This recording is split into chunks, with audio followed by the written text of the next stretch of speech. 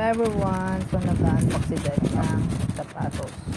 Sabi ko na sinasabi na bumili siya ng sapatos kasi nadudulas na siya dun sa pang basketball niyang sapatos. So yan, sobrang excited siya.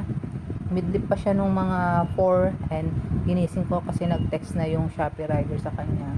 Sabi niya na wala daw yung antok niya nung nag-message na yung Shopee rider. So ayan, dumating na din sa wakas yung pinakaihintay niya. Ma-order pa siyang isa pero sa office daw ipapadala yun. So ang ganda ng kulay na napili niya and good luck kapag lagi niya nang gamit sa laro kasi for sure madudumis na yung kanyang sapatos. Sabi ko huwag niya muna ikis-kis sa floor kasi dalawa na yung titry niya.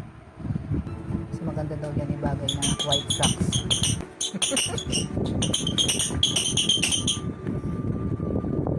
Ayan, tatawa kami kasi may picture pa siya o may video pa siya na pinapakis-kis niya sa floor.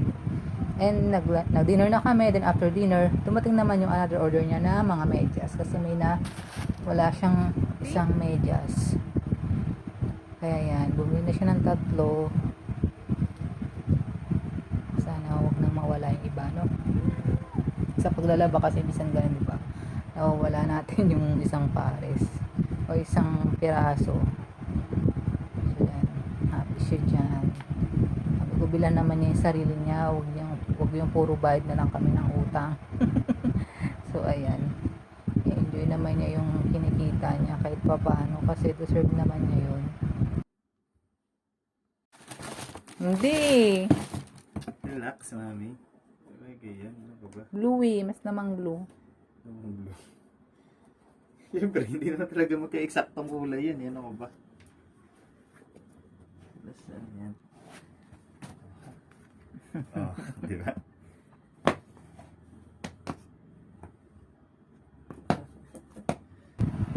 Eh, hindi ako nakatiis. Sabi ko, pasukat. Ganda nga ng fitting sa paa. Pwede rin naman yan sa babae. So, soon, tingnan natin kung maka-order din tayo.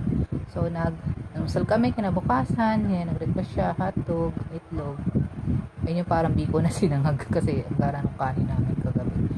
So, yan. Nag-partner din ng Energen. Siya naman nagkape. Then, may pandesal pa ako. Naubos ko yung kanin kong konti. Then, another snack is yung ket-ket and yung dalandan. So, pahinga-pahinga kasi naglaba ako ng underwear ko yan. Si Dad din naglaba na din. Nakapagsampay na dalawang araw ngayon. And merienda kami ng mga ito. So, thanks guys.